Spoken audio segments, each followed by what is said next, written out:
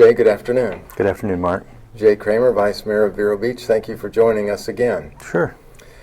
Jay, I thought we might have a conversation today about how a partial sale of Vero Electric might work. There's some discussion about the negotiations with FPL and the FMPA and whether that can go forward. In the event that it cannot, I assume people will be interested in considering what the options might be. Well, I would assume so. The assumption is that FMPA will probably want more money and have more conditions with the offer and how they would move forward. Thinking about some of the options, we might be able to get relief from the rates a lot faster. And one of the options that seems to keep coming up is the partial sale. We visited about 3 years ago, and it seemed like we wanted to chase down another option instead. But the partial sale has come back up because it's a solution that we can do now rather than waiting 3 years and then do a solution with a full sale. But essentially what it does is it takes and sells the outside customers. It then uses the revenue from the outside customers to pay off all of our debt, get rid of some of our entitlements that are really expensive, and also allows us to remove the power plant from the river. What are the entitlements that are expensive that you're referring to? Well, we're referring to the coal entitlements, Stanton 1 and Stanton 2. Mm-hmm. One of the advantages that we've got because we've gone and explored fully the full sale is that we've done the homework on what those entitlements are worth and who would take them. So using part of the solution of the full sale, we can take those entitlements, the coal entitlements, Stanton 1 and 2, and shift those over to OUC, the Orlando's Utility Commission, as they would in a full sale. Mm-hmm. We would also probably do St. Lucie as well because that's kind of an inducement for OUC to take them. It has a positive value. Mm-hmm. And what would happen is that from OUC's perspective, they would end up with the same entitlements they would with a full sale. The only difference is that this way they'd have a customer left over. So from their perspective, it would actually be a much better solution to them. Well, if the transfer of those entitlements is the roadblock to a full sale, then how could the transfer of those entitlements work in a partial sale? The reason they work in a partial sale much better than they do a full sale is that historically you've got a precedence for transferring these among municipalities. The precedence is when the hurricanes hit Homestead and Kissimmee. Right. Mm-hmm. And so what happened was they transferred those entitlements. It wasn't a sale, it was a transfer. And that process has already set a precedence for this transaction. So we won't be selling them. And when you sell them, you have to go through a process of making sure that all the bond requirements are met in a sale. But when you transfer them, it's a simple transfer, just making sure that you still have a municipality to absorb the liabilities. So it's the maintenance of a utility that allows for that transfer. That's correct. But if the utility is sold, then you're talking about a sale and not a transfer. Well, if the utility is sold, then you don't have any backing. Mm-hmm. The underlying backing for those entitlements dissipates and has to be absorbed elsewhere. And right now, that's the big sticking point. Is the question is who's going to absorb those the underlying risk for that. So, if you're a customer of Vero Electric and you live outside the city limits, what does a partial sale mean to you? The partial sale means you get sold to FP&L. You'll be one of FP&L's customers probably by the end of this coming year. So realistically, you just stop getting a bill from Vero Electric and you start getting a bill from FP&L. And then what does a partial sale mean to a customer within the city limits? To a customer within the city limits is we get pretty much comparable the same rates.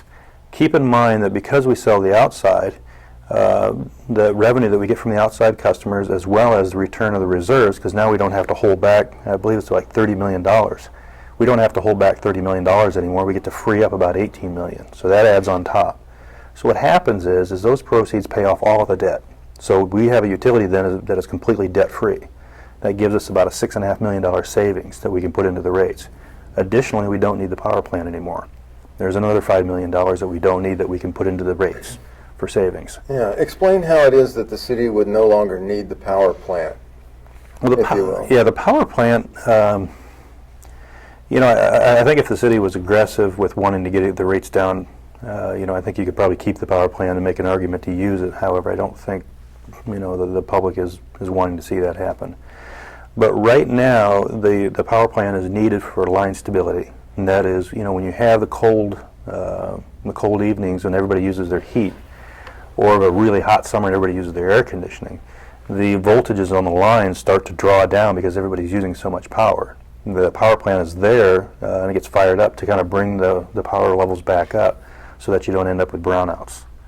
And traditionally, that's been the reasoning for having that power plant there. And as a result of a partial sale, the city would have plenty of access to power so that it wouldn't need the power plant to augment the supply. You sit here and explain how a partial sale would lead to lower rates for county customers as well as lower rates for city customers and leave the city in a better financial position. Mm-hmm. Are you hearing some of the arguments in the community that a partial sale will lead to higher taxes and higher rates and virtually bankrupt the city? I've heard that, but I can't figure out how they come to that realization. A full sale would strip you of that transfer to the general fund of $5.6 million. You just wouldn't have it. So you'd have to find a way to replace that. A partial sale doesn't strip you of that money. So you have $5.6 million available. If something disastrous does happen. If something really disastrous does happen, you can still sell the rest to FP&L. But the partial sale doesn't cause distress on the taxes. Additionally, the partial sale does leave you with assets to leverage against, whereas the full sale doesn't. The full sale, as the contract reads, leaves you with supporting those liabilities based on a utility tax and a franchise fee. A partial sale still leaves you a utility, to pull from for liability. I can't see any scenario where a partial sale leaves a city in a financial shape worse than a full sale. A basic observation is that if a business isn't doing well with its current base of 34,000 customers, how can it do well at 12,000 customers? What's the explanation of that? The explanation of that is really simple. You're selling off about 60% of your customer base. As you get a lump sum. Okay, that lump sum pays off the debt. That debt is a fixed cost on the utility system. That debt then goes away. All right, so you're reducing the fixed costs. It's the same with the power plant. What happens is that you may be getting rid of 60% of your revenue base, but you're getting rid of maybe 70 to 80% of your expenses. So you're ending up with a much more efficient system because you're able to shed off a lot of those expenses that you normally would have to have in order to have those extra customers. If much of the debt was taken on in order to create and or maintain generating capacity, mm-hmm. then is that the kind of debt the city would not have to anticipate going forward? Well, we kind of made that mistake already. Last year we upgraded our generators when, just so we could turn around and tear them down the next year. All of that debt that was incurred, a lot of it was incurred for transmission lines, undergrounding transmission lines, upgrading the power plant. Without the power plant and being able to sell off or get rid of all of those, the debt, really the only thing that we would ever foresee needing any kind of debt service for would maybe be if we wanted to underground in the future or maintain any of our power lines. Right. You see, my question is, if the city is in the debt position that it's in now, mm-hmm. would it have enough customers going forward to service future debt obligations it would have to take on? You're saying that those debt obligations wouldn't be the same as they've been in the past because the city wouldn't have the generating capacity to maintain? The operating structure would be different. You'd start with a clean slate as far as debt is concerned. But being that the operations would be significantly different, the risks for pulling out debt would not be there. What is the future for municipal utilities that are simply wholesaling, buying power wholesale and retailing it? Does that have good prospects going forward? I think it does. You don't have to look too much further than maybe New Smyrna Beach or Lake Worth. Lake Worth was an interesting utility in that several years ago they were one of the higher expensive utilities, and then recently got a deal with OUC, and now they're down about 105. And of course, if you take out a franchise fee out of that, they could end up actually lower than FP&L with their rate increase. And FPL's around 100 now, or close to it? FP&L will be about a little over 100 after the first of the year. And Vero Beach right now is? We're about 130.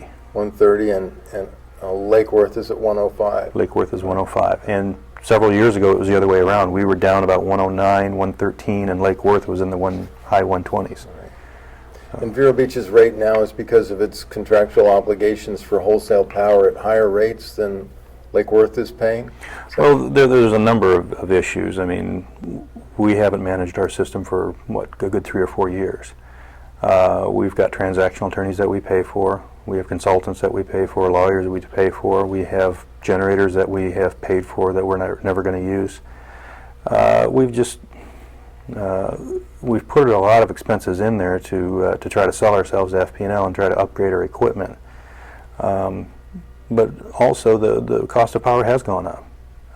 Quite recently in the last year it's actually gone down, but because we have all the capital expenses, you're not going to see it in the rates probably till next year. At least 3 council members, 4 really, have said publicly that they believe if the sale can be concluded under the terms negotiated, that it should go forward. On the other hand, given that, I still thought it might be helpful to have this conversation about a partial sale since there's so much discussion about it in the community. Mm-hmm. Under what scenario and at what point do you think this might become a broader conversation? Well, given the idea that you can't do anything till 2016, and the current contract seems to be pretty much, I hate to use the word dead, but it's pretty well gone. I think if we were to talk about a full sale, I think it's premature. I think you need to, if you're going to talk about a full sale, you should probably start thinking probably closer than 2016. To say that you're going to make a sale and sign a contract today, and the numbers are going to be relevant, 3 years from now, I don't buy that. You sign a contract when you can execute it. Mm-hmm. Right now, you can't execute that contract. Some would say, and because they have said, who is some? Some have said that FPL has no interest in buying just the 22,000 customers lying outside the city limits. I talked to a consultant who does this on a normal basis, and he flat out tells me, he says, I've never known an investor-owned utility not to want to buy more territory. It's just unheard of. Having FP&L make some comments to the Indian River Shores saying, if the full sale falls through, come talk to us. I don't see FP&L going away at all. How many customers does the city have in Indian River Shores? I don't know the number of customers. I do know that Indian River Shores represents about 12% on the revenue side. Mm-hmm. They're mainly all residential. So that might be 6,000 customers, somewhere in that range, extrapolating. Yeah. Well, FPL made a huge investment in South Daytona to hold on to 7,500 customers. And when I say huge, they invested some $500,000 in a political effort. So there's certainly a willingness to maintain that customer base. Well, if they're willing to put that kind of effort into it, I can't imagine why they wouldn't put that kind of effort into this. It's be easier. I've never heard them say publicly that they were not interested. I've only heard them say that their current efforts are focused on accomplishing a full sale, which is very different from saying they're not interested in a partial sale if that's the only avenue forward. FP&L, the problem that we have is that we're not really negotiating, I would say, in good faith. We really don't have somebody on Vero Beach side that says, hey, I'm going to get the best value I can for this, and FP&L saying they're going to get the best value.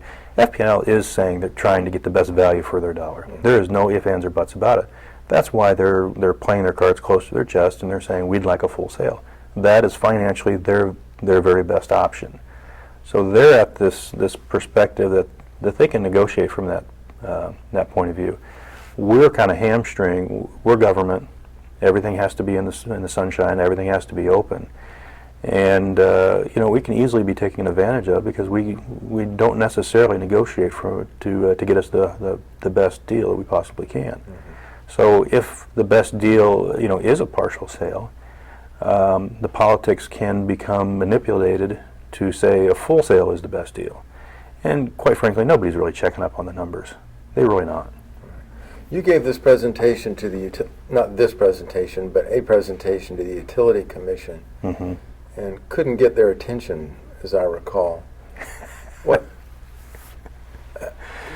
do you see? Do you see the prospects of a better reception for this information going forward?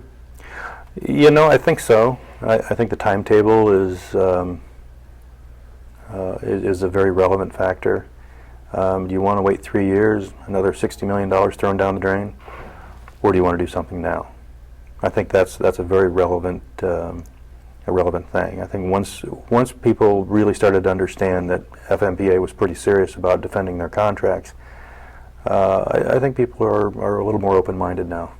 I find it interesting to read a utility update newsletter that comes out, I think, weekly, and updates the total dollar amount that the author is estimating it's costing the customers because of the higher rates. And yet they have been quite resistant to the concept of a partial sale, even though certainly for the 22,000 customers it would bring about rate relief much sooner. It's kind of like somebody who's bleeding to death but refuses to let you sew up the wound, it seems like. Well, I always love those utility updates because I look at that number and it says, well, that's the number you wasted because you didn't do a partial sale. I have to confess that when I first heard the concept of a partial sale, my thought was, how can a business shed 2/3 of its customers and improve its position? But when you lift up the hood and look at the details here, then it's certainly plausible, with the decommissioning of the power plant and the selling off of debt and shedding the power entitlements that are expensive and renegotiating with the OUC.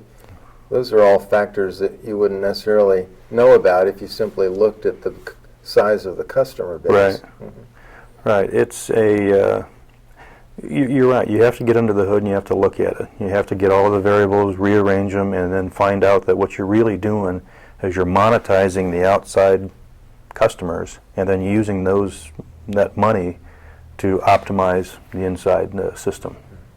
That's an interesting analogy. I think about other people are looking under the hood and maybe coming to different conclusions, but it might be helpful for people to remember that everybody's just trying to get the car going again rather than being enemies or, Well, I hope so. A lot of times when you're doing this kind of thing with politics, you have to be careful because you don't want to focus on, well, I'm right, he's wrong, this was a better idea, these guys screwed up. It's about getting the car moving again. And we've got to make sure that we don't lose focus, that we want the lower rates. For me, I don't want to pay higher taxes, but I do want the FP&L rates, and that's what I'm gunning for.